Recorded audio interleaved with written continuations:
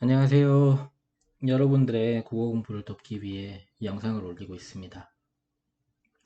두 번째 영상인데 만들 시간도 부족하고 해서 영상 퀄리티를 높게 가고 있지는 못합니다만 그래도 여러분이 했던 활동에 좀 피드백이 되어서 이해를 도울 수 있기를 바랍니다. 이 만드는 체계가 자리 잡힐수록 조금 더 질 높은 영상이 되지 않을까 생각합니다. 오늘 영상은 정호승 시인의 슬픔이 기쁨에게 이 시를 분석하고 해석하는 영상입니다. 원래는 활동 제시했던 것처럼 그 내용 요소, 형식 요소, 표현 요소를 분석하는 영상을 먼저 만들려고 했는데 바로 분석부터 하니까 시에 대한 기본적 그 내용 이해가 어려울 수도 있겠다 싶어서 이 영상을 먼저 만듭니다. 여러분들이 국어 문학 공부할 때 주로 보던 작품 설명 영상과 비슷할 겁니다만 사실 이런 영상을 만들 때 저는 항상 고민이 많이 됩니다. 이렇게 작품 의미를 일방적으로 전달하는 것이 과연 옳은가? 그저 다음 활동을 이어갈 때 활용할 수 있는 참고용이라는 것을 명심하고 설명한 내용 이외에도 여러 해석들이 가능함을 꼭 알았으면 합니다. 그러면 시작해 보겠습니다. 슬픔이 기쁨에게 정호승 한번 낭송하고 시작하겠습니다. 나는 이제 너에게도 슬픔을 주겠다. 사랑보다 소중한 슬픔을 주겠다. 겨울밤 거리에서 귤 몇 개 놓고 살아온 추위와 떨고 있는 할머니에게 귤값을 깎으면서 기뻐하던 너를 위하여 나는 슬픔의 평등한 얼굴을 보여주겠다. 내가 어둠 속에서 너를 부를 때 단 한 번도 평등하게 웃어주질 않은 가만히에 덮인 동사자가 다시 얼어 죽을 때 가만히 한 장조차 덮어주질 않은 무관심한 너의 사랑을 위해 흘릴 줄 모르는 너의 눈물을 위해 나는 이제 너에게도 기다림을 주겠다. 이 세상에 내리던 한방눈을 멈추겠다. 보리밭에 내리던 봄눈들을 데리고 추웠다는 사람들의 슬픔에게 다녀와서 눈 그친 눈길을 너와 함께 걷겠다. 슬픔의 힘에 대한 이야기를 하며 기다림의 슬픔까지 걸어가겠다. 자, 설명하도록 하겠습니다. 좀 크게 할까요? 나는 여기 제목을 볼 때 슬픔이 기쁨에게 라고 하고 있지 않습니까? 그래서 주체가 나인 거죠. 나는 슬픔. 그리고 너는 당연히 기쁨이 되겠죠. 시 전체가 슬픔이 기쁨에게 무언가 말을 하는 형식으로 짜여져 있습니다. 자, 사랑보다 소중한 슬픔을 주겠다. 이 부분이 역설법이 쓰였다고 볼 수 있겠습니다. 슬픔과 사랑 중에 무엇을 택할래? 라고 물으면 여러분은 무엇을 택하겠습니까? 보통은 다들 사랑을 택하겠죠? 일반적으로 사랑을 더 소중하게 생각하는데 여기서는 사랑보다 소중한 슬픔을 주겠다 라고 말하고 있습니다. 일반적인 생각, 통념을 뒤집은 말이 안 되는 것 같은 서술을 통해 독자는 무슨 말이지? 이렇게 생각하게 되는 거죠. 작품 초반에 역설적 표현을 둬서 뒤에 나오는 내용에 호기심을 가지게 만드는 전략으로 볼 수 있습니다. 보통 역설은 모순된 서술을 통해서 숨은 의미를 강조하는 효과를 가지고 오는데 아직까지는 왜 슬픔이 사랑보다 소중한지 나오지 않았죠. 그래서 이 뒤에서 그 호기심, 왜 슬픔이 사랑보다 소중할까를 하나하나 그 근거를 들어가는, 해결해가는 그런 구조를 가지고 있습니다. 자, 다음 봅시다. 겨울밤 거리에서 귤 몇 개 놓고 살아온 추위야 떨고 있는 할머니에게 추위라는 단어의 의미는 뭘까요? 우리 보통 추위라는 것이 고통과 시련을 주로 의미하죠. 할머니는 고통과 시련을 겪고 있는 소외된 이웃이라고 볼 수 있겠습니다. 다음 줄. 여기서 너 기쁨의 한 모습을 보여줍니다. 귤값을 깎으면서 기뻐하던 너를 위하여.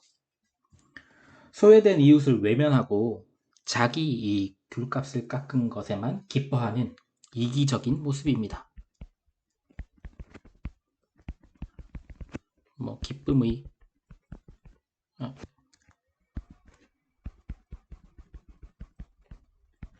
이렇게 볼 수 있겠죠?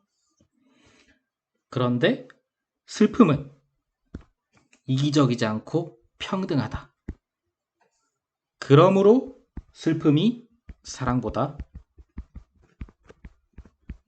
소중하다라는 근거가 여기서 나오게 됩니다.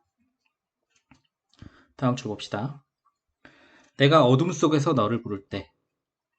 어둠이라는 시어 긍정적인가요? 부정적인가요? 보통 부정적인 의미를 담고 있죠. 이것도 고통스럽고 소외된 삶의 처지로 볼 수 있겠습니다. 이 추위와 의미가 유사하다고 볼 수 있겠어요. 단 한 번도 평등하게 웃어주질 않은, 여기와 그러니까 슬픔은 평등한데 기뻐하던 너, 기쁨은 평등하지 않다는 것이니까 이것과 상반되는, 그죠? 이 부분도 슬픔이 더 평등하다라는 의미를 더 강조하고 있습니다.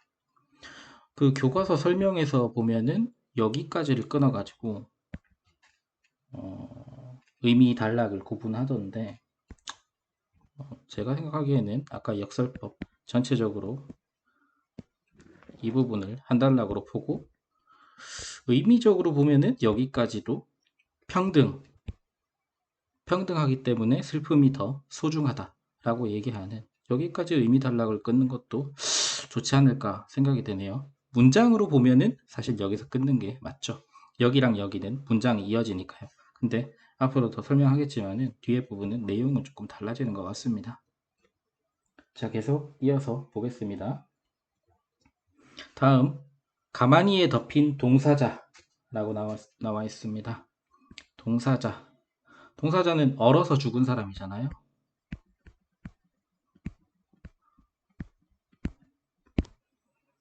추워서 얼어서 죽는 거죠. 위에서 추위가 고통, 시련, 고난 이런 거라고 볼 때 여기서 그에 못 이겨서 죽은 거죠. 근데 또다시 얼어 죽을 때라고 합니다. 죽은 사람이 또 죽을 수는 원래 없잖아요. 과장법이라고 할 수 있겠네요. 왜 과장법을 사용했을까요? 이것은 소외된 이웃이 겪는 고통과 시련이 그만큼 크다는 것을 이건 상승의 표현이겠죠. 대로 할까요? 크다는 것을 강조하기 위해서 과장법이 쓰였다고 볼 수 있겠습니다. 가만이라는 시어는 왜 나왔을까요? 이거 가난, 부자면은 물론 밖에 있는 사람이 이불 덮고 자는 게 이상하지만 가만히 이런 것들 덮고 있지 않겠죠? 자, 가만히 한 장조차 덮어주지 않은 무관심한 너, 기쁨에게, 그쵸? 근데 가만히 한 장조차 덮어주지 않았다. 최소한의 관심도 주지 않고 이 소외됐던 이를 외면했다는 것이죠. 무관심한 너의 사랑을 위해. 여기서의 사랑이 위에서 슬픔이 사랑보다 소중했다. 여기에서 비교되는 그 사랑이라고 볼 수 있겠죠? 그러면 의미는 뭘까요? 다른 사람에 대한 사랑이 아니라 여기 사랑은 자신만 아끼고 사랑하는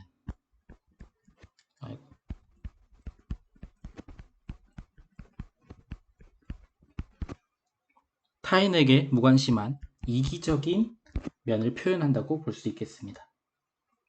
자, 다음 흘릴 줄 모르는 너의 눈물. 이도 비슷하게 다른 사람의 슬픔 이런 것들이 있으면은 거기에 공감하고 연민의 감정을 보이고 이런 것들이 슬픔의 모습인데, 그렇지 않고 자신만 아끼면서 사랑하는 기쁨의 모습이라고 볼 수 있는 거죠. 동정, 연민 이런 게 없습니다. 동정.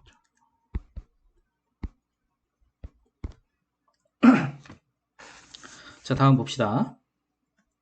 나는 이제 너에게도 기다림을 주겠다. 그러면 기다림의 의미는 뭘까요? 대략 기쁨, 즉 타인의 아픔에 공감하지 못하던 상대가 이전과는 다른 이가 될 수 있도록 돕는 의미일 거잖아요. 계속해서 이렇게 동정과 연민이었고 이기적인 이런 기쁨의 모습에 대해서 이야기했으니까요. 그러면 기다림은 이런 소외된 이웃의 아픔과 슬픔에 공감할 수 있는 시간,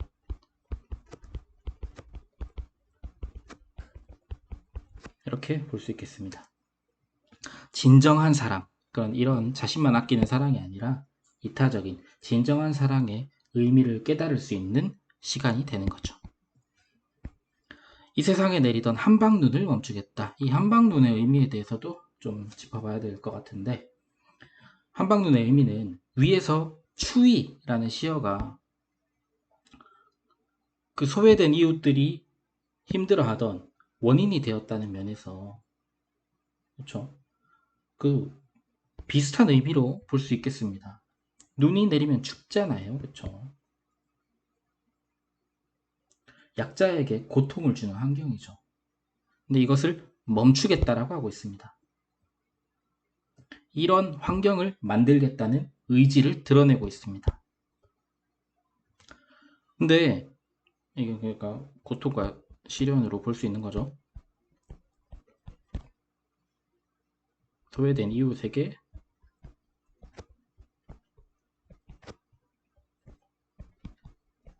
이렇게도 자세히 사술하면 이렇게 될 수 있겠죠.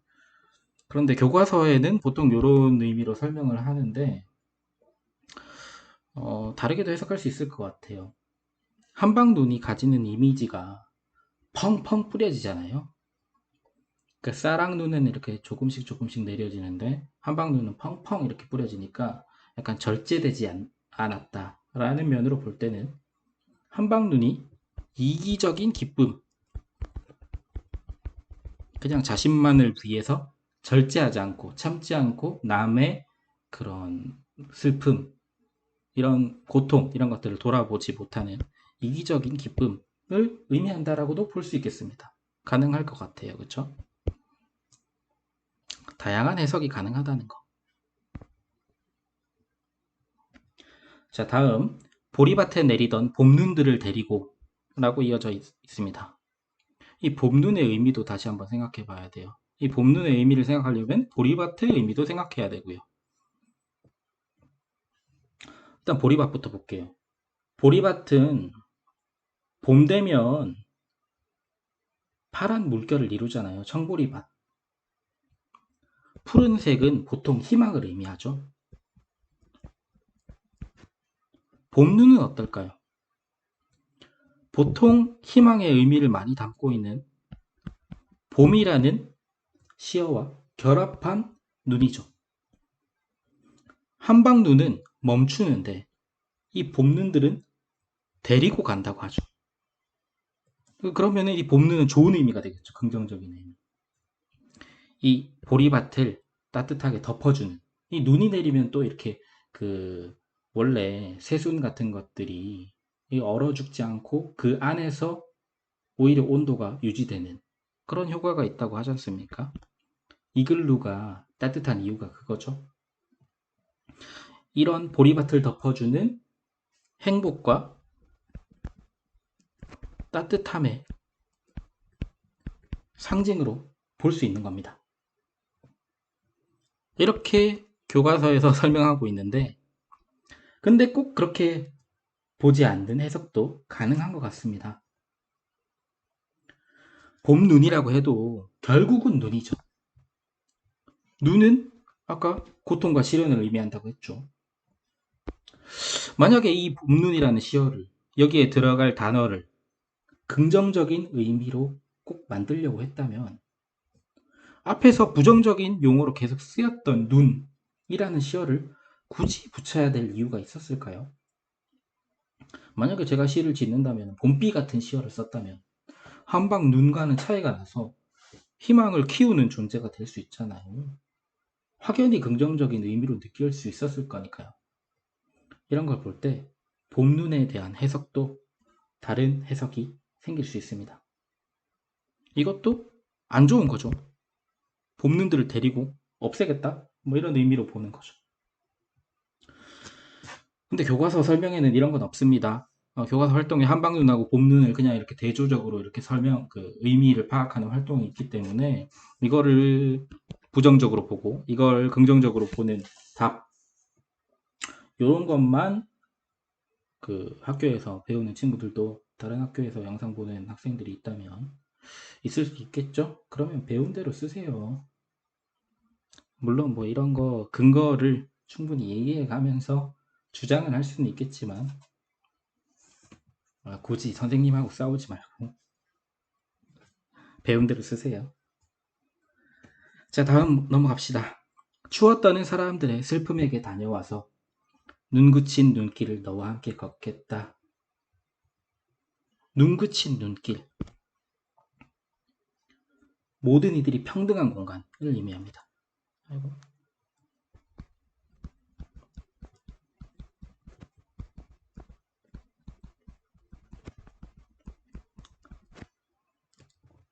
여기서 눈길이라고 설명된 부분이 있는데 요 눈길이 있는 걸 보면은 앞에 봄눈을 또 좋은 의미로 해석하는 데 대한 근거가 될 수 있을 것 같아요.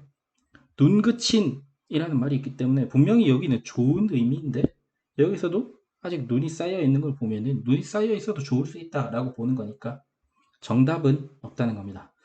문학 해석에서 한 가지 해석이 맞다로 주장하는 것보다는 이 해석의 근거는 이런 부분이고 이 해석의 근거는 이런 부분이다. 이렇게 여러 가지 길을 열어주는 것이 좋습니다. 하지만 저도 이렇게 여러 가지 해석이 될 수 있는 부분도 제가 느끼는 걸 얘기하고 있지만 한정될 수밖에 없죠. 그래서 아까 제일 처음에 작품의 의미를 일방적으로 설명하는 것이 옳은가에 대해서 항상 망설임이 있다고 한 것이죠. 여러분들이 잘 판단해서 받아들이기를 바랍니다.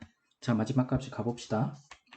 슬픔의 힘이란 사회적 약자를 포용하는 힘, 공감과 아픔에 대한 연민의 감정,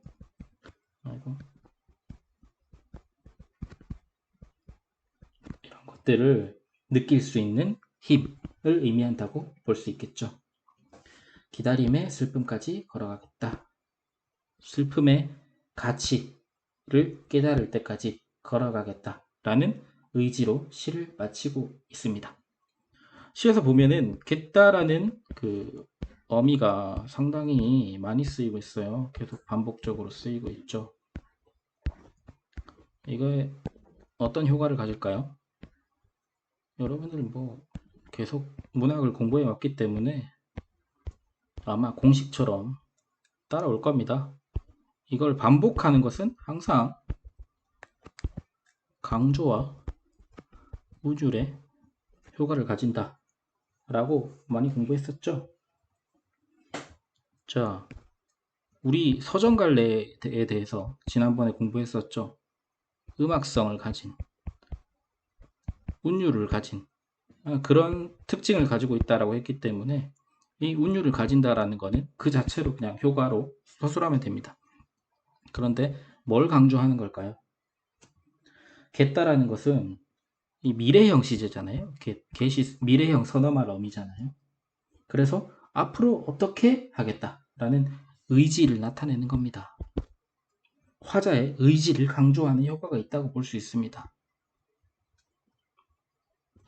자, 화자 나로 등장하고 있는데 슬픔은 너 기쁨에게 사랑보다 슬픔이 소중함을 가르쳐주고 있습니다.